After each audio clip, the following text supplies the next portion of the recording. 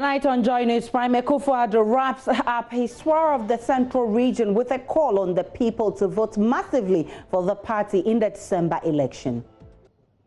The president, in an interview with a local radio station, he criticized the establishment of the Commenda sugar factory, saying the previous administration did not think through the decision.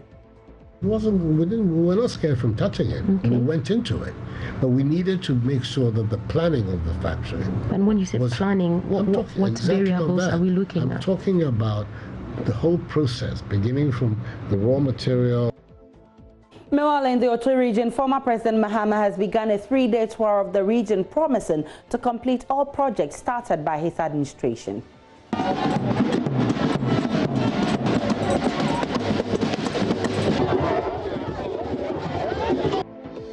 He's also pledging to regularize the use of motorbikes as commercial passenger vehicles should he be elected in December. The office will legalize Okada, but we'll regulate it. We'll regulate it and we'll give them training. Also in this bulletin, 8 persons arrested for burning electronic waste at Agbebloshi. We have Act 917. Which deals with hazardous and electronic waste control and management. This law is critical. And in business, no good test rapid PCR kits ahead of planned airport reopening to deal with concerns over large passenger numbers when testing begins. And later in the bulletin, one-time presidential hopeful Ekwadonko and Wontumi Radio dragged to court for linking former President Mahama to the raging controversy over setting Papano. My name is Aisha Ibrahim. The news is coming to you live from our studios in Kokomlemle here in Accra on your digital terrestrial TV, because we are free to air on DSTV channel 421 and Go TV channel 144.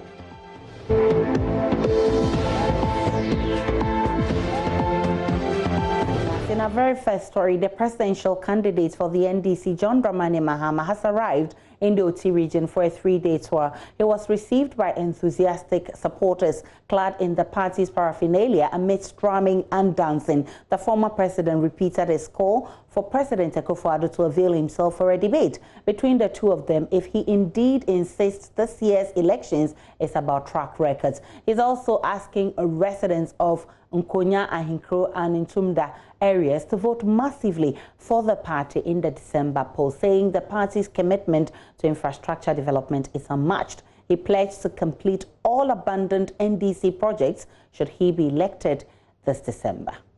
2016 yendin kunimu abato no banyanya baby aye sana ke wo se ba afi abato ebabio na yeso president ne parliamentarian ejnebia enti ye ho ebe shemonsa na mongo mpai se ne be ya nkonya ye papa no ye nananom a o asen akono on be ba be gina echi na edanu druha yesio ni ye abo ni ye ndia nyina be dani ni pa beto abani bi na endi se din kunem menem se ye nyina control ni ehia endi se so oka se control ka political parties a omotu oman no na wo ka control a wo ye endi se fimu anyeye na menem se nyoma ehia mwa fitro ene apomudin ene mudwa enti ade amatra to ho se nyame adom na yedin kunima ebehwe edwa no se ne be ya ema no benya baby papa etini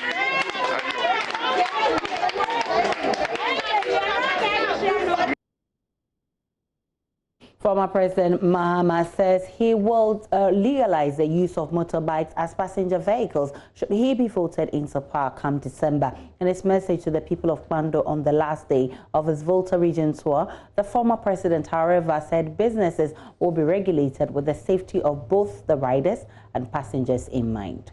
I've been seeing young people who have finished school, they can't find a job, and so they look for something they can do. And there are many of our young people, you see them riding motorcycles and transporting people from place to place. We call them Okada. But in our law, it says Okada is illegal. But Okada is a reality. It has come to stay. You can't stop it. That's what I have suggested.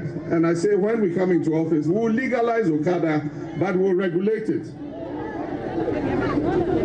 We'll regulate it and we'll give them training so that they are able to do their business in a safe manner without causing the lives of people. They must obey all the traffic regulations in order that they be allowed to pursue their profession. The chief of Kwando, in welcoming the former president, said the Kwando municipality needs assistance with their new nurses training college and other projects.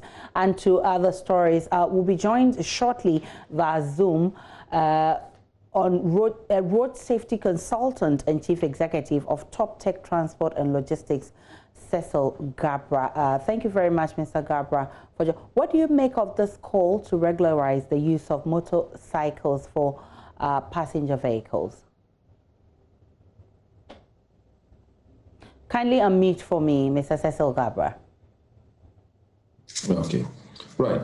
So if you look at the regulations itself, 2180 LI, right, it's just so clear to say that you cannot do what the former president wants to do now.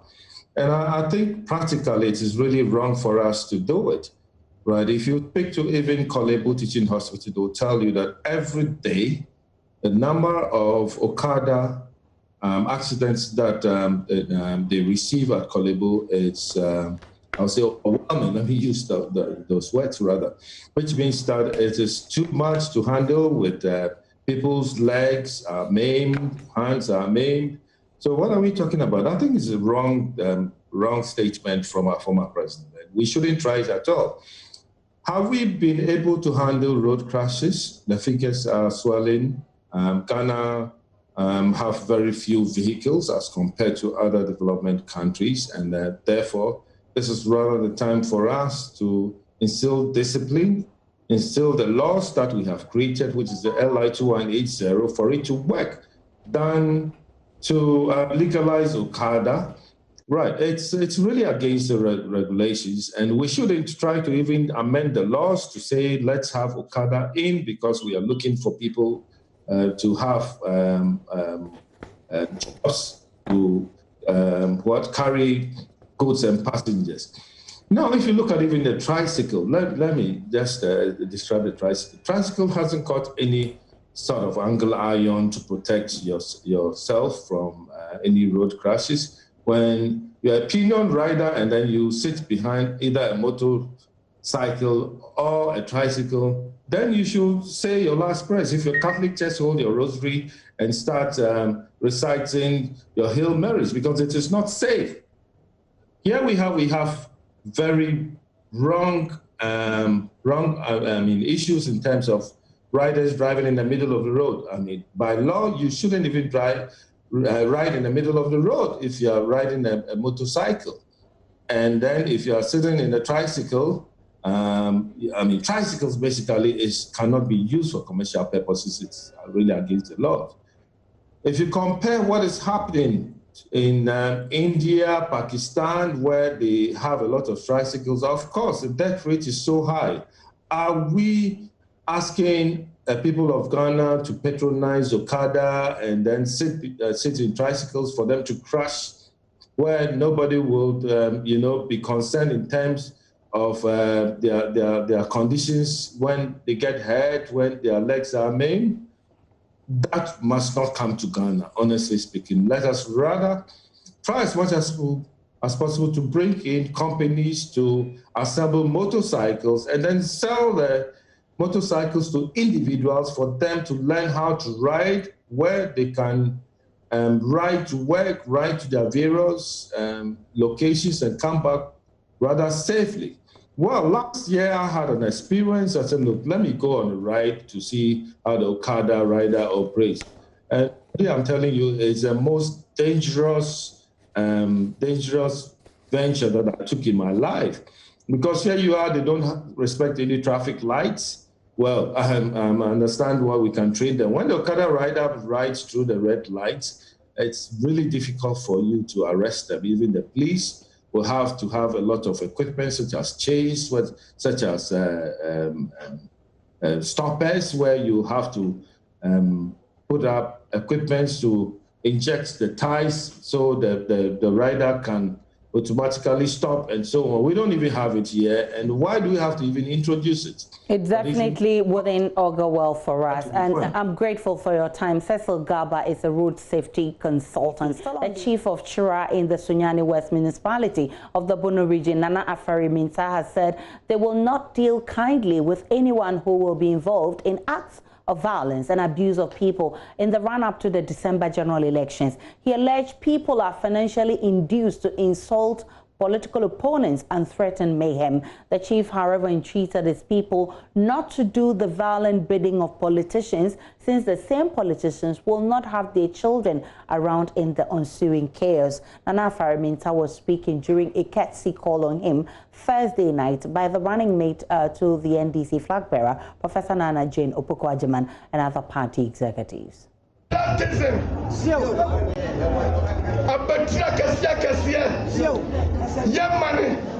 Ghana, yedi mani biaka hu bie. Timbe sramo. Mo abedi skamamu. Na mtu radio so. Mo didi ni batem. Na mu de moye madwense. Mo ba ko. Abo Ghana my dear. Emparem. Maka wedi na wi. Mo de kata. Ne be sra de se. Shira mane. Ni babia udo mbasha sadie we mu. Ni na no ye be yi wa ma. If you say ever sape.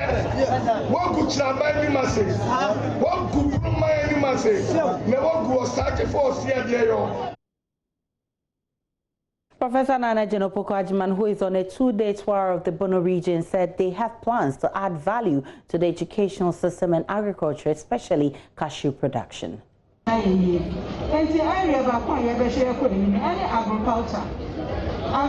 na ya de ba ko fe e ka no pa na je se you yes o ko fo ko ho me fa cashew ye o ha de dream na ni pa na ko e cashew no afi o two cashew na so we e no de aba beto e to ba ko pe no beto e sa the cashew no ko ni no de be e ti na se so to e se sa ban bem e sa ban bem no obo no na e sa no value.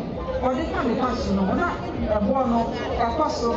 the governing New Patriotic Party is launching its manifesto for the 2020 general elections on Saturday. The event will take place at the University of Cape Coast in the Central Region, where the president is currently touring. Cherry News will be bringing you live coverage of the event, and already MFR Power is in Cape Coast as part of the advanced party. She joins us now with the latest on preparations. Hello, MFR. Tell us about preparations ahead of the governing party's manifesto launch.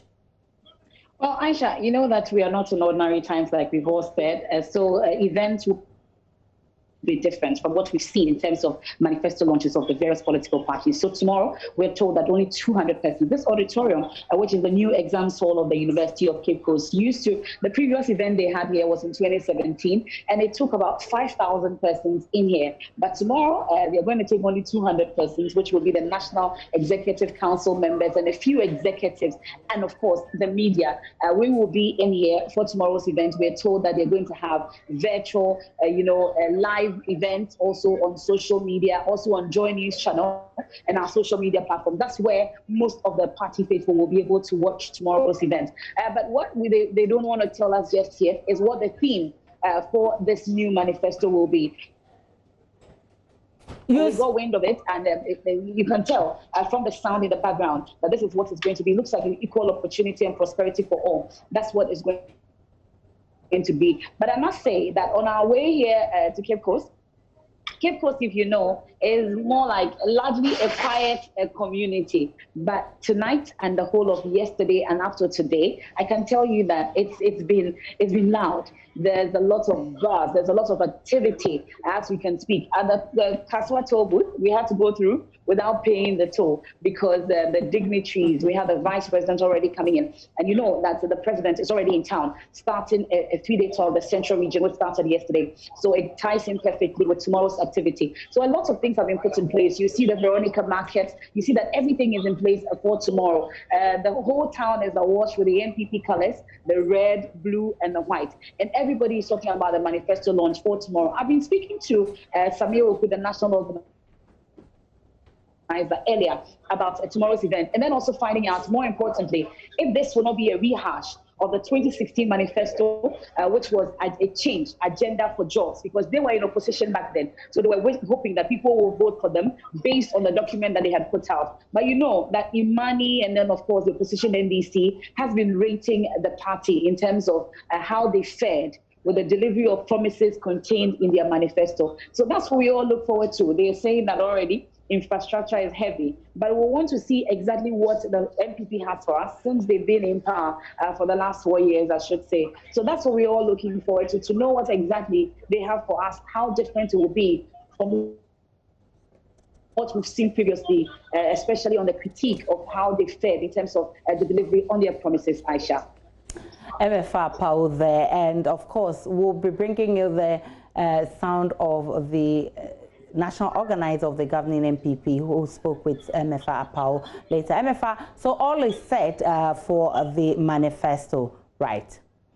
So that we can say. So once we wait for that video, I would say that he's also been telling us that we should look forward to something different. You know that the rallies cannot be held just yet. So the event tomorrow, we are told, is supposed to be a 4-hour event. So there will be breaks in between because we only have 2 hours per such events like the president announced on Sunday. So we're told that this is how it will be, 2 hours, and then there will be a break, then we come back for another 2 hours. But of course, your election headquarters has got you covered in terms of coverage for tomorrow. It will be on all our social media platforms. It will be on all our platforms at Tempa. It doesn't affiliate across the country on Adom TV, Adom FM, Joy FM, Joy 99.7 FM, myjoyonline.com. All our social media platforms, we've got you covered. This is where you need to be when it comes to the launch of the MPP's manifesto, Aisha. Of course, it's all about the election headquarters. MFA Pau is there and she's got you. She's going to be there for Joy News and bring you all the updates from the grounds. But let's listen to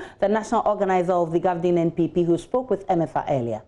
I also welcome you and your team to the new examination center of the University of Cape Coast. We are not in normal times, so we are definitely in extraordinary times.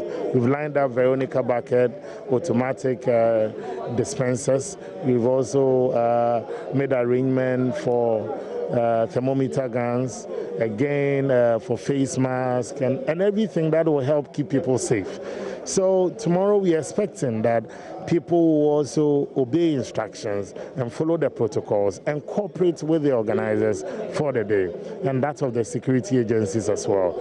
We expect this full cooperation from the media and from participants alike. So tomorrow from 9 a.m.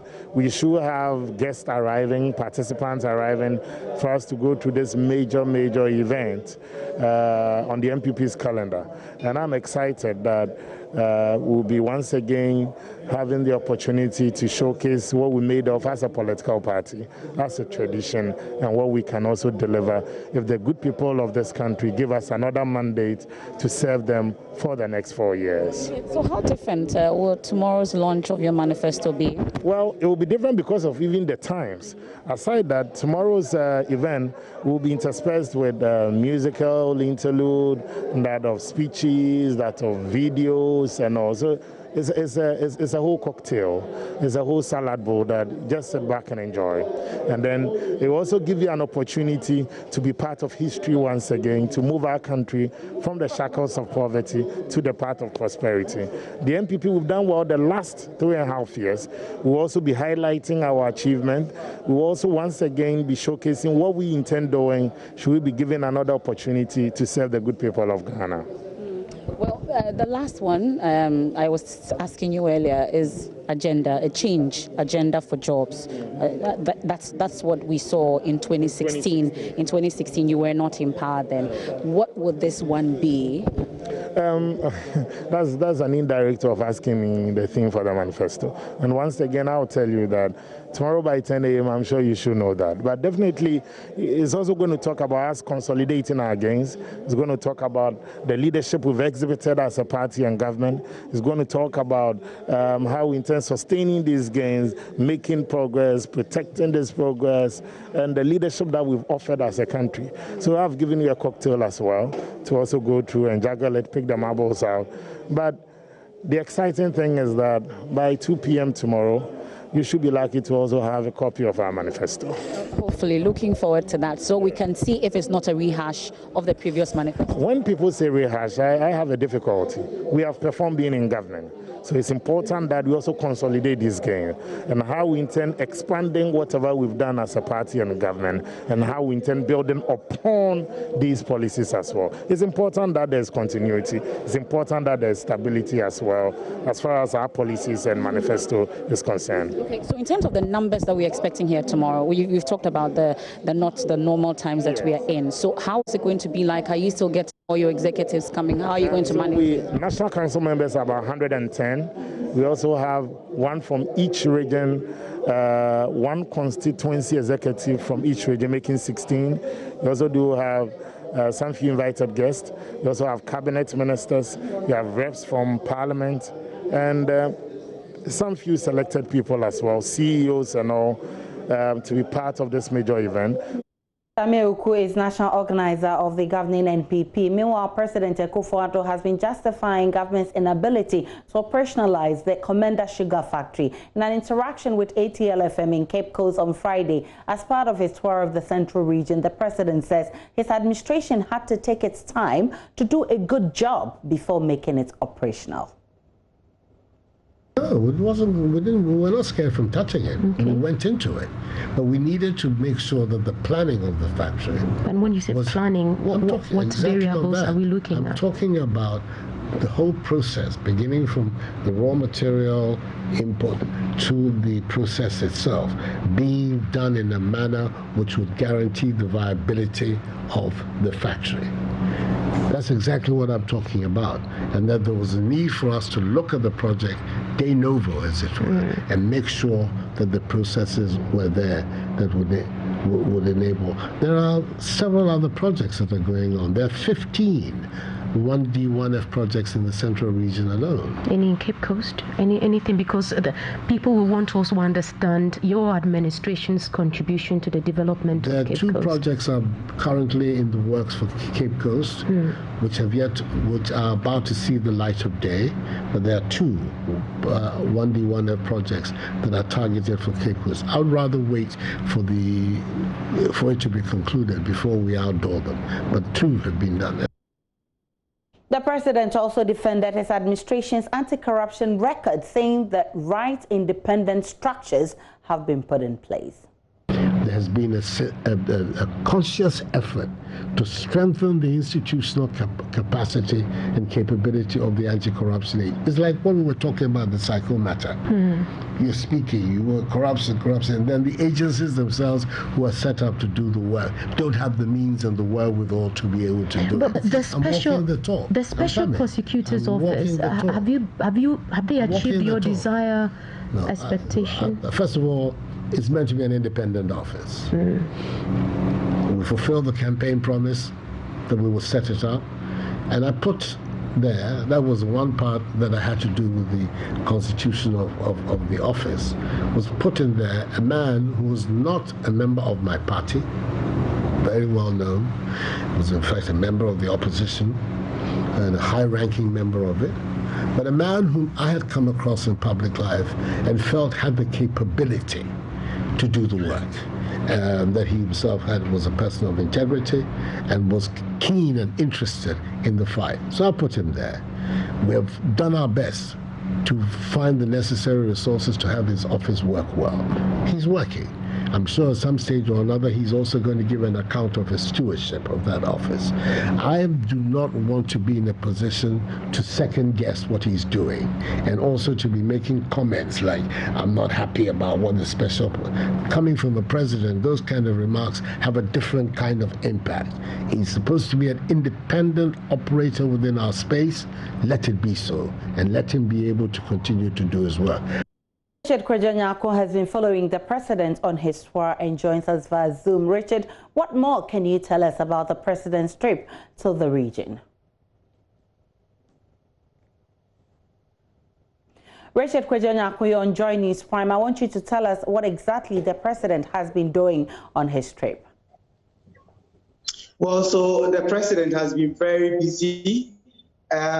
He's been commissioning two projects under the One District, One Factory. The first one was the Kumfi Fruit and Juices Factory at Kumfi, and then the second one was at the Gumwabiwas in the Gumwa West District of the Central Region. It is a potato processing factory that we are told by CEO of the company that they can get 21 products, including mosquito coil and other things from the orange flesh tree potato.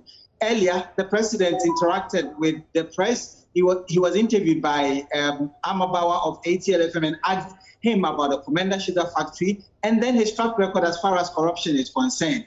The president is currently in Cape Coast, and we understand that the manifesto of the MPP would be handed over to the National Council for their perusal. Before tomorrow, they will proceed to launch the manifesto.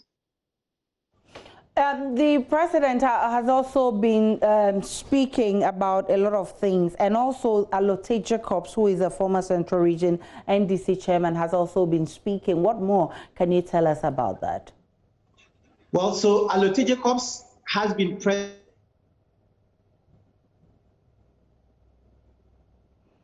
We'll try and get Richard Kwejanyako for more on this. But a former running mate to Parkwesi Indom has filed a nomination to run for flag bearer of the Progressive People's Party. Bridget Nuku, who was the vice presidential candidate of the PPP in the 2016 elections, is hoping to land the top job in the party as it mounts a campaign to win a power ahead of the 2020 elections. Bridget Jogbenuku, after submitting her forms at the party headquarters in Accra Friday, called out the governing NPP, saying there is more room for improvement in terms of their performance.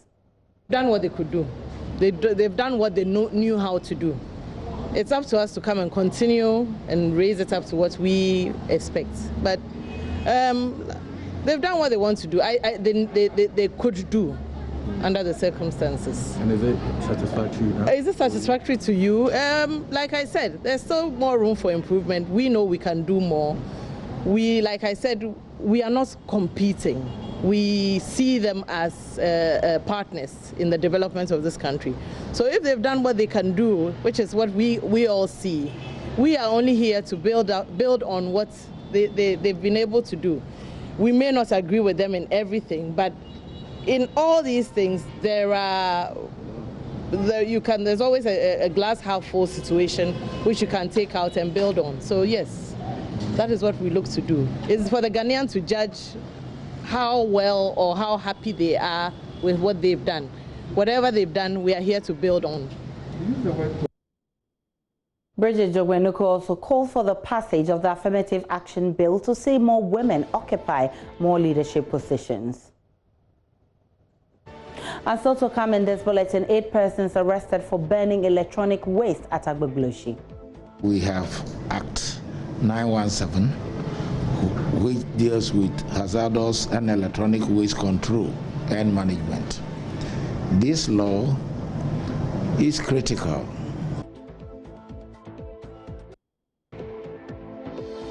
And presidential hopeful Ekriadonko and Wuntumi Radio dragged to court for linking former President Mahama to the region controversy over a certain papano. All of these plus business shortly after this break.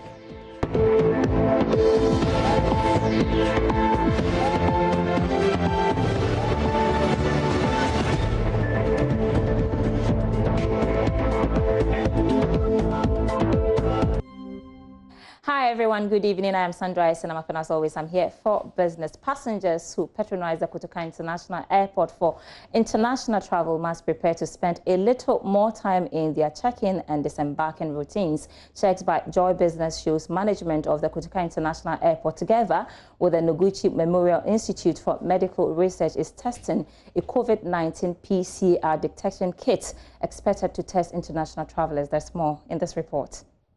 The trial of the kit is expected to be completed within days and a decision made on the first modalities for the reopening of the Kotoka International Airport by August 26. What this means is that passengers arriving in the country will have to take the test at the upper arrival section of the KIA's Terminal 3. According to sources, the two other options on the cards include allowing arriving passengers with credible PCR test results from specialized hospitals to fill out a comprehensive form detailing their physical home address, work address, and other necessary details. Subsequently, a specially designed technology will also be deployed to track and monitor them while the new PCR test results are released within 24 hours. Meanwhile, the Health Ministry said it will fully cooperate with the airport's management to develop the enabling protocols for ensuring passengers and staff are safe. However, some airlines have raised concerns about how to avoid overcrowding during the peak time of between 6 to 11 p.m. at the terminal.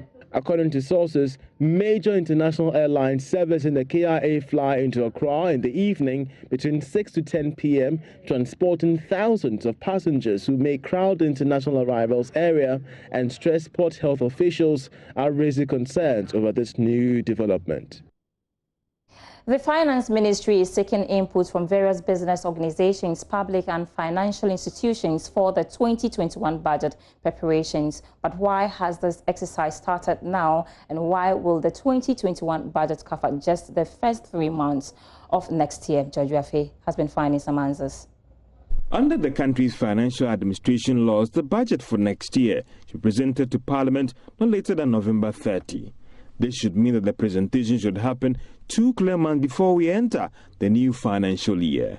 It's therefore meant to present the government of the day an opportunity to start the year with an approved financial statement by Parliament. It is also to ensure that before we start the new financial year, all the necessary debate has been done by Parliament so that the government of the day may have all the required legal backing to spend in that year. But there appears to be something different about the 2021 budget. Now, because we are in election year, there's a likelihood that this government might not be in power come next year to implement the proposed economic policies. Therefore, what Ken Oforiatta will be doing in November 2020 is to present an interim budget that will cover the first 3 months of next year. The move is to ensure that whoever comes to power in 2021 will not have any challenge in spending to meet the day-to-day government obligations with the first quarter of next year. Therefore, the presentation may likely come up with proposed expenditure and revenue estimates for the first quarter of next year. But for some, the main challenge will be the full-year budget that will be presented in March 2021. It has been argued that whoever that might be in power may have to deal with the high budget deficit coming from 2020 and how it intends to finance it. Some have argued that one of the surest ways to deal with it might be increasing taxes to finance the deficit. Again, with the rising debt and interest payments and election year related spending, whoever is managing the economy come next year may have to focus on what some are describing as the cleaning up rather than coming up with any major economic policies for 2021. And who will be presenting the March 2021 budget statement to Parliament? Will it be the Finance Minister, Ken Oforiatta? Well, time will tell. Now, EcoBank Ghana, in collaboration with the African Union Development Agency, is opening a virtual platform for micro, small and medium businesses access government and private sector support. The move by the bank is expected to aid the National Board for Small-Scale Industries in growing oil enterprises. There's more in this report. The initiative, known as the MSME Academy, is to empower about 100,000 micro, small and medium enterprises by next year. This will also be done through some business resource centers by the National Board for Small-Scale Industries in parts of the country. Head of Commercial Banking at EcoBank West Africa, Alfred Sichi, has been explaining. One of the channels through which the AU is seeking to alleviate the pain of especially the vulnerable. And in this case, we are talking about micro, small, and medium enterprises. And so ORDA has partnered with the EcoBank Academy to come up with, programs that would mentor MSMEs, because they are the most vulnerable in the business segment that we have, and yet they are the majority, and they are the ones also that really employ the bulk of our people. And so the thinking of AUDA in collaboration with EcoBank is that we need to find ways of helping them to really navigate the uncharted waters that we find ourselves in, so that they will sustain their businesses and stay afloat. Executive Director of the National Board for Small-Scale Industries, Kosiyanki Aye, has assured that the NBSSI will provide the platform for the success of the program. A lot of times people come up with interventions, but very few of them are able to implement that intervention. So our role is really in the implementation part of it, in implementing it, making sure that this academy reaches everyone across the nation in every district and region. So EcoBank will be leveraging our platform. They will be leveraging our outreach and our reach across the nation. As you are aware, we have 182 currently business advisory centers spread across the nation. And so these are bringing one-stop shop services and supports, business development support to the doorsteps of Ghanaian MSMEs. So the work and the collaboration between ourselves and EcoBank is to ensure that we take this MSME Academy to the doorstep of Ghanaians, ensure that the new normal is actually enhanced and strengthened so that their businesses will thrive going forward. Thank you very much. Is that all? Yes, thank you.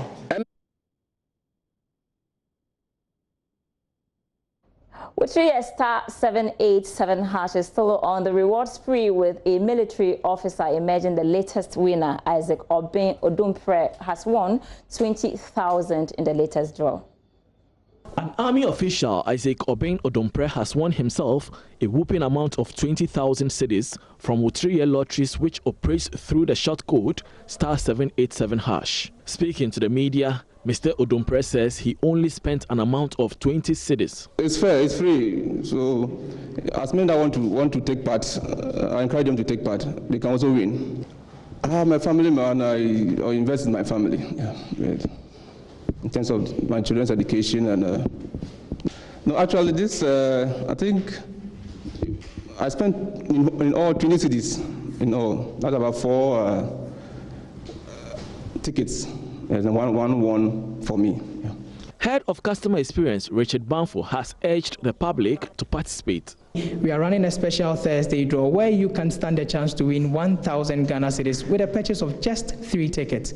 On Tuesdays, with the purchase of at least 1 ticket, you equally qualify to win 200 Ghana cedis. This is your moment. Just take the opportunity. Star 787 hash is real. Ask a lot of people will ask, no libi about it and no laba about it. Everybody stands an equal chance, and you can win 590,500 Ghana cedis this Saturday. That will be all for business for now.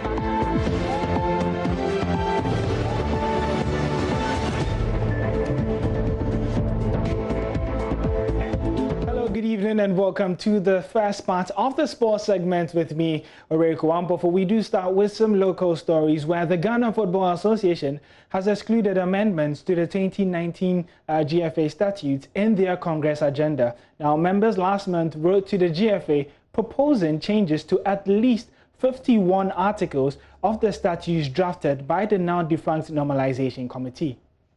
About 60 members of Congress signed a document seeking amendments to at least 51 articles of the 2019 GFA statutes drafted by the now defunct Normalization Committee. But in a 72-page document signed by the Secretary General of the FA, Prosper Harrison Addo, on August 20, the amendment of the statutes as requested by members was not captured. He explained in a separate letter that the amendments as requested has been forwarded to FIFA for advice. A portion of the letter read, and I quote, "As expected of a member association of FIFA and as the Ghana Member Association did with the amendment of the statutes in December 2019, the draft proposal for the amendments of the GFA statutes has been sent to FIFA for guidance on the subject matter." They said, upon receipt of these directions, we will prepare the amendments for the next Congress, which takes place after 30 days in compliance with Article 32(1) of the GFA statutes. The items expected to be discussed with the amendment, which was considered as one of the key agendas for the Congress scheduled for next month, excluded, would range from appointment of an independent auditors upon a proposal from the Executive Council. Congress would also discuss compensation for members of the Executive Council and budget for the next financial year, effective July 1, 2020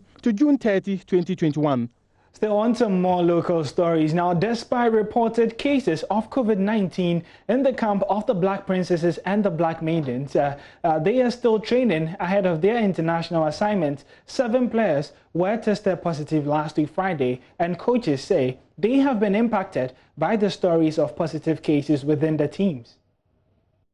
Despite reported cases of COVID-19 in camp, the 2 female national teams have been training since Monday. The players who were tested positive for COVID were isolated from the entire team. Coach of the Black Princesses, Yusuf Basigo, has been speaking on the kind of training session they've been having. We started training on Monday, individual training, just as we are doing right now. The response to training is not too bad. We started on the lower pace so that we'll be climbing slowly, and the postponement has been a blessing in disguise for us.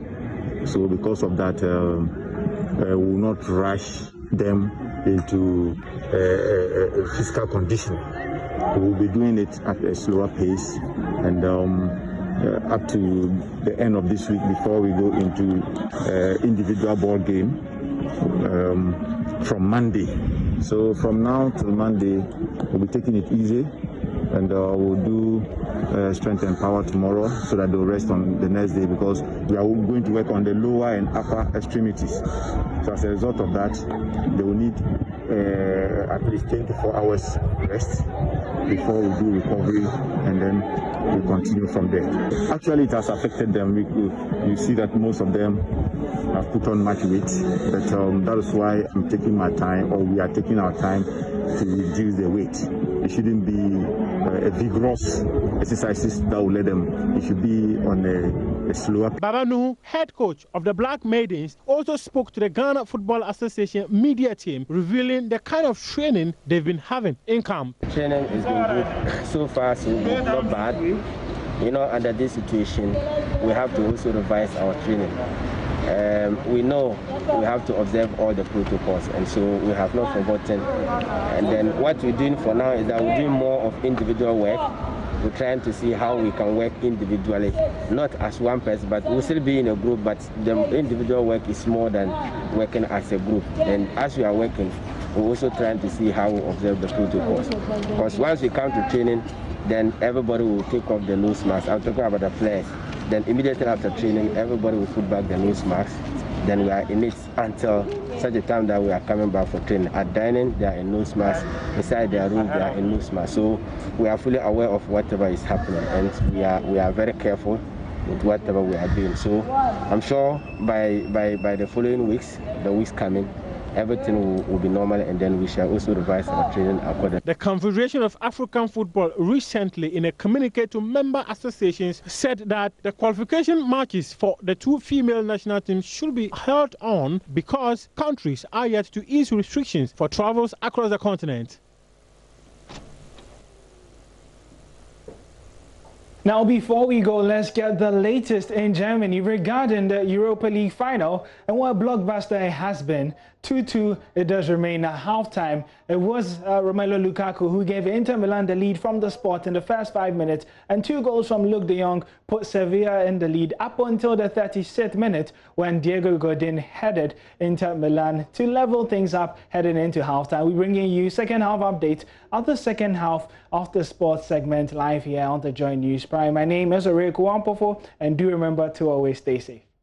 And it's time for Showbiz. Becky is here with the very latest from that world. Hi, Becky. Hello to you, Aisha. Let's talk about the music man, Maestro. The Maestro Kojo Yes, Entry. Kojo Entry. He has something coming up for the music industry virtually. Yeah. And I am very much excited about it. I am excited as well. He cares so much about the people of Ghana and even abroad. Yes.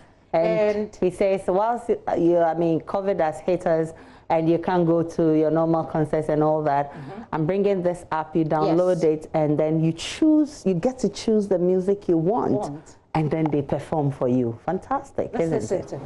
We launched this virtual platform for all musicians to use to perform.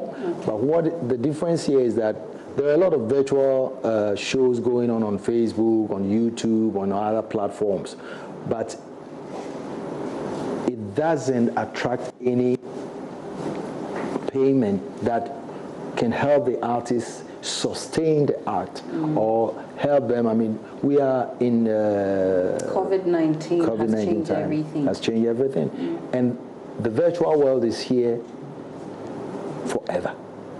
And the earlier we grasp what is hitting us, the better. And Do-Re-Mi is affording all musicians, all artists, entertainers, fashion designers this platform that people will subscribe, pay maybe 5 CDs, you plug your HDM cable into your phone and you can watch it on a bigger screen. So a show that when you come to Labadi Beach Hotel, now you can sit at the comfort of your home with your family and watch Furian Ponsa, Kojo Entry, Sugar Lord, all the great guys appearing. And the best of it is that you can request a song. We're having a format that you can come on the screen and say, Kojo, and we play it for you instantly. Oh, so wow. The song I'm requesting now is Sanya Wasi Udome. Oh, Shana Wante Makoma. Ede Makoma Krone Chewa. Oveti mi ashane ma. Nipenya Obedome. Mihenya Obedome. Come on. Today is Friday. So you have to look forward to that interview, which comes up at 9 p.m. Yeah, right after on PM Personality Profile. It promises to be fun. You don't want to miss that. We have Akrobeto on Spotlight today. Remember, we're throwing the spotlight on actors who are venturing into other sectors. Yes. Akrobeto is our spotlight man today. Akrobeto right there. And thank you so much for bringing us a Showbiz. And that'll be it for those of you also watching on Joy Prime. The news continues on Joy News.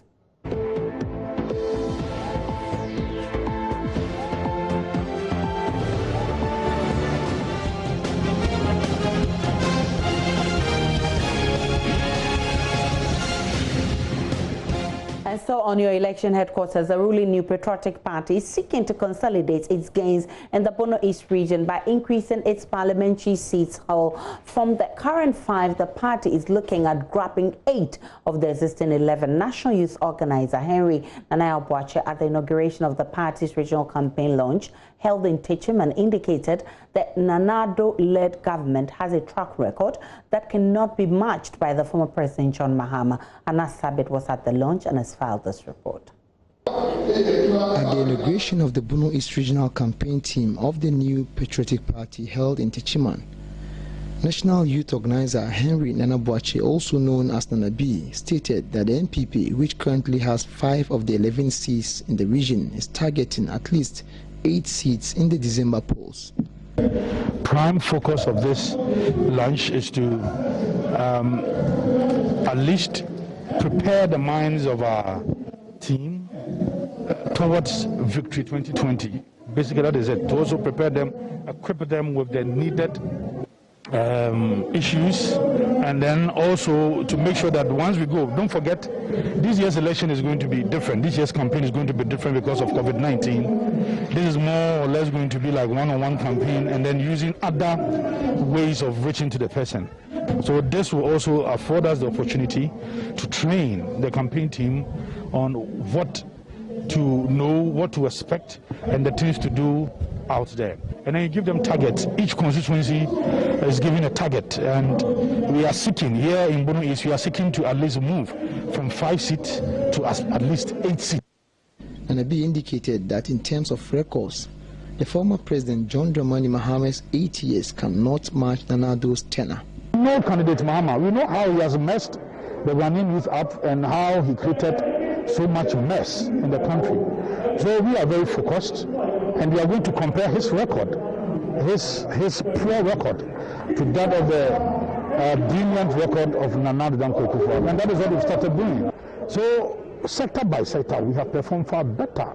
For the Bono East Regional Minister and Member of Parliament for Atebubu Amantin constituency, Mr. Kofi Amakohene, the newly created region has received its own share of the national cake, especially in terms of infrastructure. We have benefited from roads and general infrastructure. One is from Kentampo to Prime. Abba, it's a link road.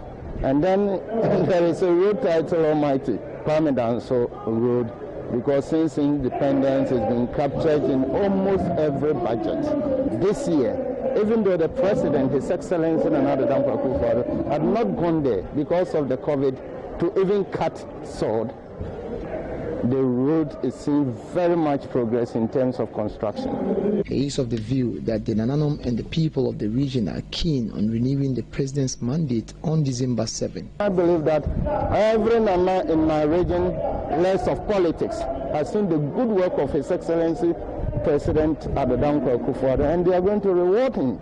So this year election for me is not so much of NPP and NDC. It is going to be Thanksgiving election, and Nananom has promised. Deputy General Secretary of the NPP, Nana Obri Boahen, however, cautioned party faithfuls to be wary of complacency, as is the main cause of the NPP's defeat in the 2008 general elections. We must avoid complacency. In every human endeavor, you need to avoid complacency. If it is the football circles, nobody in Germany would one day be able to beat Brazil by 7 goals to 1. Who never thought that Bayern could beat Barcelona by 8 goals to 2? And also, all these things, the conglomeration of all these things, lead to the irresistible fact that you must avoid complacency. You must be very aggressive. You must pretend that as if you are not in power. Once bitten, twice sharp. Reporting for Joy News, Anas Sabit, Tichiman. The Ghana Police Service has arrested 8 persons found burning electronic waste at the Agbeblushi scrapyard. The Friday operation was in collaboration with the Environmental Protection Agency. The burning of electronic waste is an offense under the Hazardous and Electronic Waste Control and Management Act 2016. Director of Operations of the Accra Region Police Command, ACP Akwesuferi, explained that the 8 had been remanded pending investigations. We have Act 917, which deals with hazardous and electronic waste control and management. This law is critical to the health needs of our people, and it goes a long way also to protect communities and Ghanaians in general. Therefore, the 8 PAs of the view that this law is being violated with impunity, and as such solicited the assistance of the police to apprehend such characters. And it is an exercise that is ongoing, and we'll be going to various places to make sure that offenders are busted, questioned, and put before court. 8 suspects were arrested. They were seen busily dismantling used computers and other gadgets that tend to be inimical to the general health and welfare of our people. And this was being done in the heart of Agbogbloshie market, which happened to be the center of foodstuff selling, among others. At the moment, they are going through investigations, and the CID will work on them as such. Acting Executive Director of the EPA, John Kwamang, assured the public the clampdown will be consistent to ensure environmental safety. On the 7th of July, we went to Agbogbloshie to have an engagement with them, because we've got to a point where now we are purchasing their cables, you know, with the plastic coating on them. We don't need to burn them before we purchase them. We have this project going on between the Ministry of Environment, Science, Technology and Innovation, and then the government of Germany. The federal government of Germany has given us support. So we are, you know, trying to pilot the Hazardous and Electronic Waste Control and Management Act using that project. So we, you know, engage them and made them to understand that there is no need to to burn the cables before you sell the copper, because the company is right there, you know, next door to you, to buy them in the form that they are already. And so they made an undertaking that burning will stop. So we told them that if they continue to burn, you know, EPA will now have to crack the whip, because we have given them enough time, we have given them enough support as a group, you know, Greater Accra Scrap Dealers Association, you know, to enable them to do what they are doing in an environmentally sound manner. We continue to monitor the situation and found out that by and large they were still burning. So we made arrangements with the Greater Accra Regional Police Command to make some arrests, because we made an engagement, and they made an undertaking that they will not burn, but we find that it's still going on. So that's what happened today. We are not joking. This one will be a continuous operation. We have got the commitment of the police that they will support us, you know, throughout, to make sure that, you know, we kept this burning of electrical and electronic waste, you know, at Agbogbloshie and other parts of the country. We'll take a break on Joy News Prime. We'll return with the editor.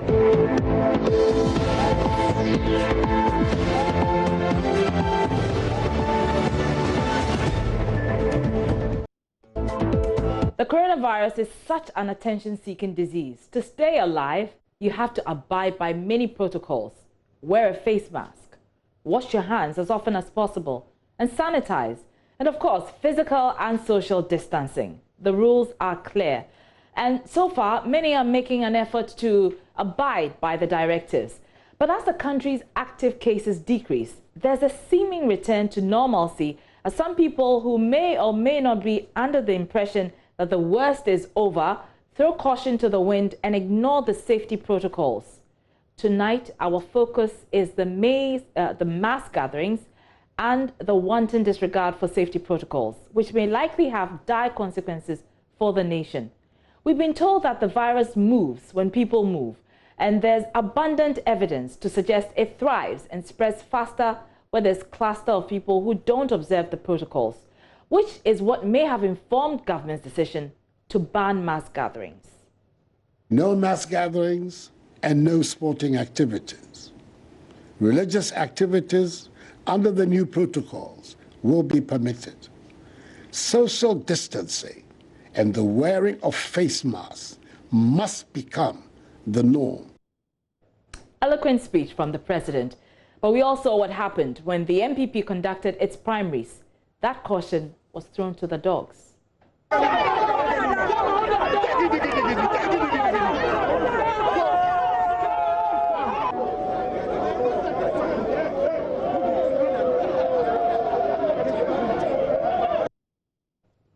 And then this.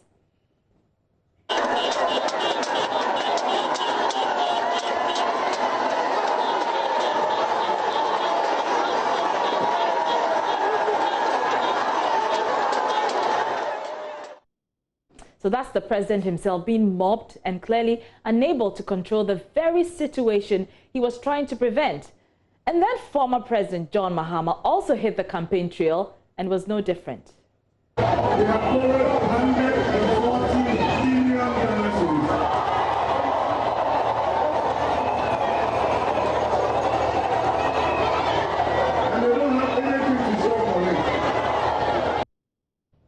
The leaders of these two major political parties know that they will be mobbed when they visit crowded places, and yet they choose to move to these places? Is it for political expediency? Are we to interpret these actions as that we are willing to put people in the position of contracting the disease because it serves our interest? What really is the difference between political rallies and what you see in these videos? Crowds like these will certainly contribute to the spike in our COVID-19 figures. Right here on Joy News, the leadership of the two political parties gave assurances that they will find other creative ways to market their ideas to the electorate, since mass gatherings will be problematic to the fight against the disease. But is this what we are seeing? Now, Malawi organized elections in June, but the country paid the price for it a month later because more COVID deaths were recorded after politicians jostled for votes by organizing mass gatherings. We should not wait and see if the Malawi situation will befall us. The candidates of these two political parties must demonstrate leadership and act in a manner that will inform the rest of us to steer away from creating hotbeds for coronavirus infections. To our politicians, we say, let not your deeds belie what you say. Practice what you preach.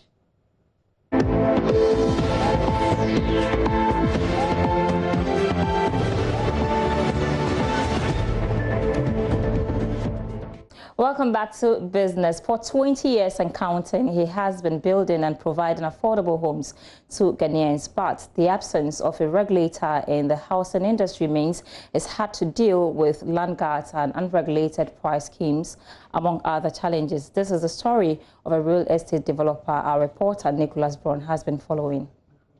Since 2018, Parliament has been urged to pass the Construction Industry Development Authority (SIDA) bill to ensure the sanitization of the construction industry and hold all professionals in the industry accountable and get rid of substandard individuals. But a real estate developer and the owner of Blue Rose Limited, Eric Ebu-Akwa, tells Joy Business that the absence of the SIDA bill means for over 20 years he has had to deal with land litigation and funding issues coupled with the high cost of building materials, which has also slowed his business. As a real estate developer, our two major challenges is land litigation and the funding, the cost of funding. Land, you see, the land system is not too well structured, so you buy a land, you go through a whole process, and someone somewhere will just come and say that, oh, it's for me, whilst even the land is registered. These are one of these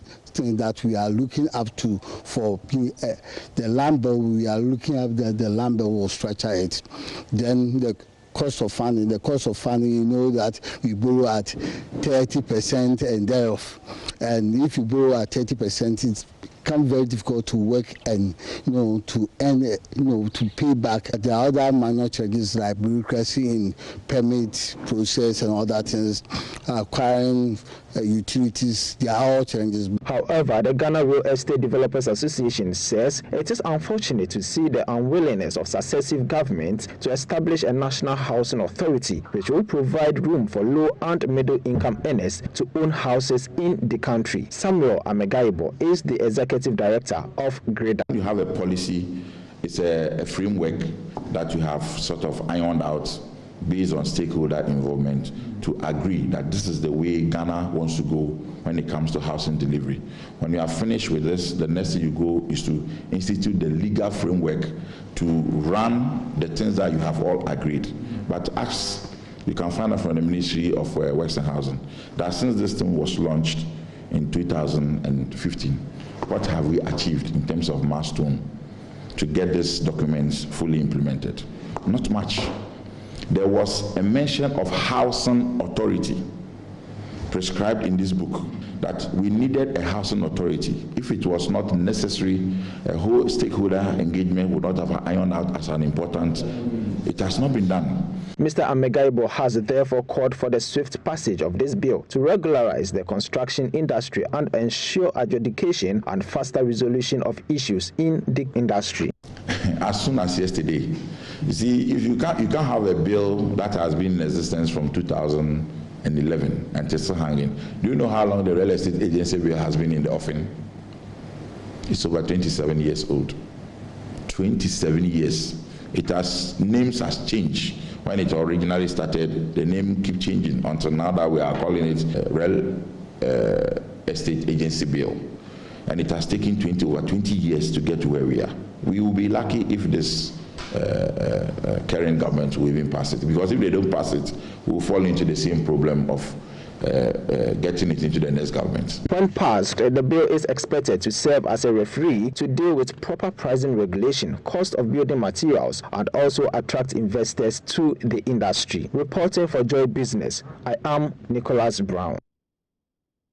Ghana's sovereign ratings may be downgraded to negative if large fiscal deficit and public debt are not addressed. That's according to ratings agency Fitch. The UK-based rating agency said in its latest review of the economy that the nation's pursuit of fiscal consolidation, which will be slower than earlier anticipated, may lead to a higher public debt trajectory and could be a source of downward pressure on the country's ratings. My colleague Charles Nixon Yeboah explains the implications for Ghana. That the country in April was rated B+ with a stable outlook by Fitch, and that was a very positive one in the sense that it sent signal to investors that the Ghanaian economy was buoyant and robust, so investors could shift some of their investment here. They could buy government securities as well as stocks, and this time around, it looks like things are getting out of hand. So Fitch is calling for a very stringent fiscal consolidation process. And that means that we are going to see quite a tight budget deficit. So some projects that are supposed to be financed will have to be deferred in order to be able to contain a lower fiscal deficit. On the other hand, we know that fiscal deficit also have an effect on the real sector of the economy and the monetary economy. When you have a weak fiscal economy, obviously inflation is expected to go up. You also have growth declining to some extent, and if inflation goes up, you will have the monetary policy of the Bank of Ghana increasing their policy rate. If policy rate goes up, then you should expect cost of credit going up, and if cost of credit goes up, access to credit becomes an issue, because then the banks will start adopting a posture not to be extending or advancing a lot of credit to consumers, in the sense that there could be a lot of impairment. So this is a major concern. So Fitch is asking the fiscal authorities to craft a fiscal consolidation strategy in order to be able to contain some of these deficits that could have some shocks on the Ghanaian economy. Managers of the Microfinance and Small Loans Center, MASLOC, in Ashanti region are recording between 80 and 85% loan recoveries and payment. Regional manager for MASLOC, Haja Zinabu Salo, says the rate is impressive, especially among poultry farmers that are recording 100% payments. She says the improvement has impacted their operations, compelling them to double the amount for group loans. Prince Apia has more. The Microfinance and Small Loans Center, MASLOC, for many years faced the challenge of many loan defaulters, some of whom ascribed political reasons.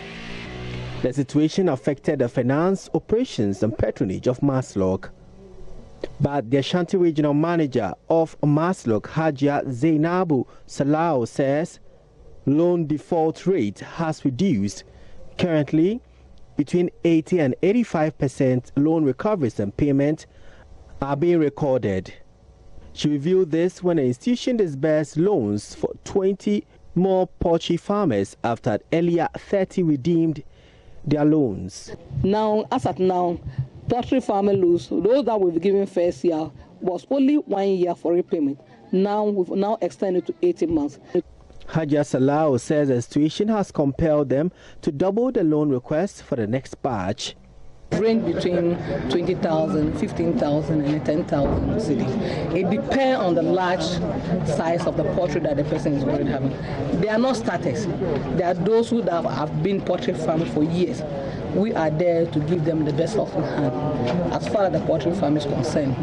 And the first batch that we give were about 30 poultry farmers 6 months ago. And our recovery rate is 100%. 50 poultry farmers of the Ashanti Poultry Farmers Association have benefited so far from the MASLOC loans. Disbursements ranged from 15,000 minimum to 20,000 Ghana cedis to the poultry farmers. Boris Beidou is Ashanti Regional Chairman of the Poultry Farmers Association. I know that we applied for 350 loans, which, as I speak to you right now, I just received a phone call that another set is ready. So it tells you it's all about the leadership. It's all about who leads the association, who is steering affairs. Prince Apia reporting. Still in the Ashanti region, artisans at Swami magazines have collaborated with the colleges of technology education to refine their operational knowledge and skills with modern technology. Officials say the initiative is critical to enhance their productivity and make them complete entrepreneurs. Chairman of the University Teachers Association of Ghana at the College of Technology Education, Dr. Stephen Bafweje, says the initiative in the long term will grow the artisanal industry. The Swam Magazine Industrial Hub has for many years trained and impacted the artisanal industry in Ghana. But there have been calls for the need to improve the operations with modern technologies. The Swami artisans have therefore partnered with the College of Technology Education to enhance their crafts. Dr. Bafweje, who is the chairman of the University Teachers Association Ghana, has been speaking to Loud Business. As we speak, this college is in serious collaboration with SMIDO, Swam Magazine, this industrialists at Swam Magazine, and other artisans to help them to kind of refine the things that they do over there. We are giving them the practical skills and training so that they will become complete entrepreneurs to be able to deploy that expertise to help Ghana and help others. We are deploying our expertise to train this Swami magazine and other artisans to be very competent in what they do so that they can also refine the kind of things they do with the new modern technology that is available for us to do. And that is what we are doing now, which is trying to foster a very important link between industry and university.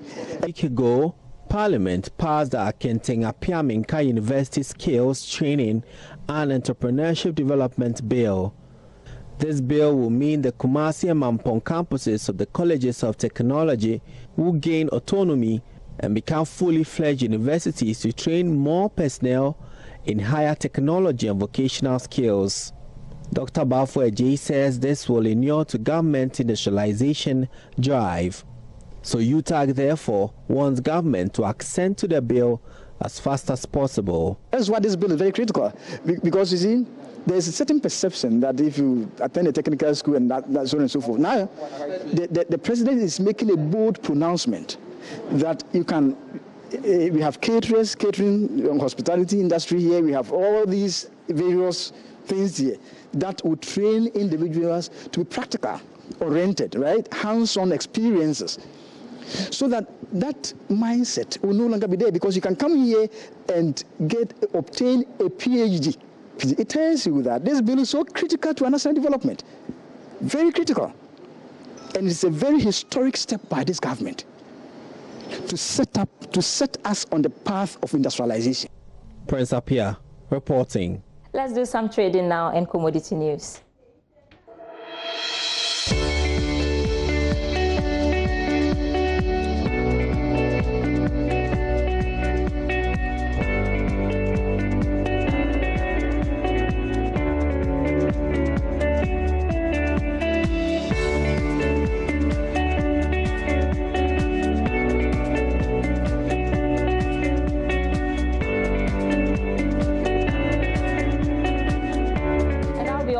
Business for the week, but if you missed the headlines, here you go. You can catch it on Quick Base with Sandra. The headlines are right there. Follow me on Facebook at Sandra SNM, and then on Twitter is at Sandra SNM1.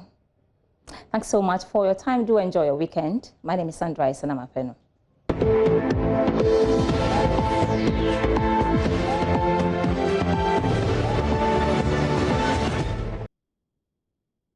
And it's time for the interactive segment. You know how to join us on Facebook. It's on Twitter Instagram and YouTube. You can join via Joy News on TV. And of course, the president has been touring some of the factories, including a Kumfi juice factory in the central region. And you can see pictures of some government appointees plus the president himself having a taste of the Eco juice. This is what we posted on Facebook. Ufadi commissions a Kumfi fruits and juices factory. And a lot of comments, 50 comments, 18 shares, 258 likes. Sir John Bimpe says, the bold, visionary and decisive president ever. God bless you. For more for Nana to do more for you. Frederick Educhum says, let's encourage such things. We import almost everything in Ghana. Industrialization is the key to development of every nation. I pray in the next 50 years, Ghana will be producing more than 50% of its things, the things that we consume. More of the comments are there. We can check out Evans Pepra says, congratulations, Mr. President, you've done well. These are the things we must promote in this country. The people will get jobs to do. Please, Ghanaians, let us hold politicians accountable. When they do right things, let's commend. When they do the bad things, let's also be bold to condemn. Those are some of your comments on Facebook. And that does it for the interactive segment. There is more of the comments on our Facebook page, Joy News on TV. You can go and read more of the comments. And that'll be it for the bulletin. Also, for more news, log on to myjoyonline.com for all the updates. My name is Aisha Ibrahim. Peer Personality Profile is Happiness. Enjoy the rest of our programs.